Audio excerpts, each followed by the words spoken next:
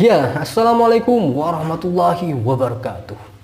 Apa kabar kawan-kawan semua? Semoga selalu dalam keadaan yang sehat, semoga selalu dalam keadaan yang dirahmati oleh Allah Subhanahu wa taala. Ya, kawan-kawan semua, kembali lagi bersama channel kita Islam itu Indah, yang tentunya akan selalu membawakan kabar-kabar menarik, kisah-kisah inspiratif seputar perkembangan agama Islam di seluruh dunia. Dan kisah kali ini kawan-kawan datang dari seorang ilmuwan, ya. Dia adalah seorang ilmuwan di Prancis yang memeluk agama Islam. Karena dia adalah seorang ilmuwan, tentunya dia akan melakukan penelitian, tentunya dia akan mencari kebenaran-kebenaran di dalam Islam, ya. Nah, akhirnya dia membantah tudingan ketidakmampuan Islam untuk membuat hubungan yang kuat dengan akal. Inilah kisah dari Dr. Bruno, seorang ilmuwan dari Prancis. Ini dia.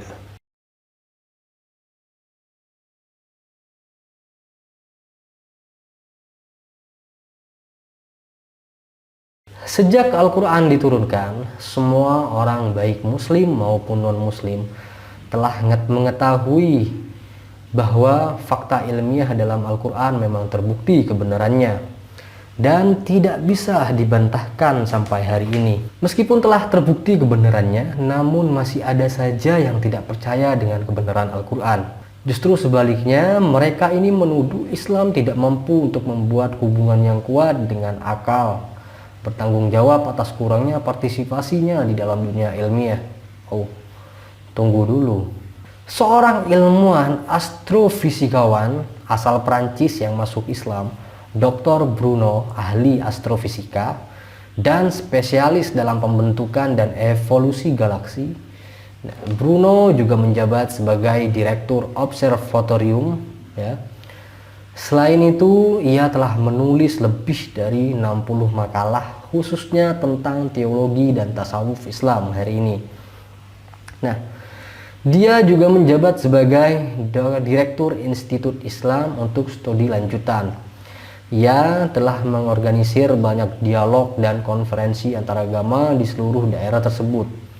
Nah, Dr. Bruno membantah tudingan mereka atas ketidakmampuan Islam untuk membuat hubungan yang kuat dengan akal, bertanggung jawab atas kurangnya partisipasi dalam dunia ilmiah. Di dalam sebuah forum diskusi pada kuliah Paul Tillich 2006 sampai 2007 pada tanggal 5 Mei di ruang kuliah B, di mana seorang ahli astrofisika dan cendekiawan agama terkenal mengeksplorasi dimensi yang lebih dalam dari hubungan sains dan Islam. Dr. Bruno ini tentu saja memenuhi syarat untuk berbicara tentang topik tersebut, ya. Nah, di dalam kesempatan itulah Dr. Bruno ini mencoba membahas persimpangan Islam dan sains dan membantah tudingan mereka bahwa ketidakmampuan Islam untuk membuat hubungan yang kuat dengan akal serta bertanggung jawab atas kurangnya partisipasi di dalam dunia ilmiah. Fakta sains atau ilmu pengetahuan sudah tercantum di dalam Al-Quran. Hal ini dapat dilihat dari kandungan berupa keterangan atau bukti lain yang menguatkan kebenarannya. Dr. Bruno dalam kajiannya ini, ya, prinsip esensial Islam menegaskan bahwa prinsip spiritual dan sumber daya intelektual dari iman Islam sebenarnya mendorong umat Islam untuk mencari pengetahuan. Selanjutnya, dia mengatakan Al-Quran memberikan banyak contoh ikatan kuat Islam dengan pengetahuan. Teks suci memberikan umat Islam cara untuk merayakan misteri Tuhan serta untuk mendekatkan kejelasannya, kata Dr. Bruno. Kejelasan ini tentu membutuhkan penggunaan akal yang dikemas dalam perspektif pengetahuan yang lebih luas, teman-teman. Di dalam sebuah ayat Al-Quran, ya, memang mengharuskan kita menyembah Tuhan sampai pasti, dan banyak perkataan kenabian yang sangat merekomendasikan kita agar supaya mengejar pengetahuan sebagai kewajiban agama, ya, wajib untuk seluruh umat muslim. Nah, akal adalah pemberian Tuhan kepada manusia dan Tuhan menjamin kemanjurannya. Seiring dengan perkembangan zaman, sains atau ilmu pengetahuan memang semakin banyak, ya.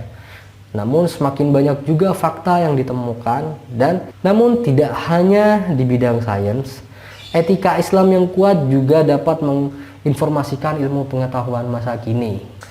Atas kajiannya ini, Dr. Bruno menunjukkan bahwa Al-Quran bukan karangan manusia ya, melainkan firman Allah yang diturunkan melalui Nabi Muhammad SAW, dan kebenarannya tidak perlu diragukan lagi dan sudah pasti tentu banyak kebenarannya ya.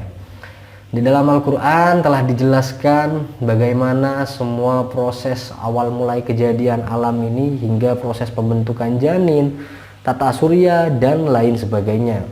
Di dalam kesempatan itu, Dr. Bruno ini mencoba untuk menjabarkan itu semua, dari proses terjadinya alam semesta, proses terjadinya manusia, pembentukan janin, serta tata surya dan lain sebagainya. Dr. Bruno menjelaskan dengan perspektif Al-Quran. Dr. Bruno juga menitik beratkan ilmu keislaman lebih banyak berkaitan dengan etika. Dia juga memberikan contoh islamisasi ilmu pengetahuan. Jelas itu adalah etika dalam sains. Sains adalah praktik etis, kata Dr. Bruno. Jadi itulah ketika kita mau berpikir ya, bahwa di dalam Al-Quran ini banyak sekali ilmu pengetahuan yang hari ini banyak diterapkan oleh manusia, dan sumbernya adalah pedoman kita, Al-Quran. Dan itulah kisah dari Dr. Bruno ya kawan-kawan semua. Dia adalah seorang ilmuwan berasal dari Prancis, yang dimana dia membuktikan kebenaran Al-Quran melalui ilmu pengetahuan. Dan semoga kisah ini ya dapat menginspirasi kita semua, serta menguatkan keimanan kita, menguatkan kepercayaan kita terhadap Al-Quran, serta membuat kita semakin istiqomah untuk terus belajar Al-Quran, untuk terus belajar agama Islam lebih dalam lagi.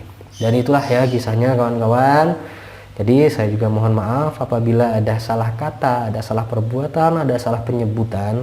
Mohon maaf, karena saya adalah manusia ya, sebagai sumber kesalahan ya.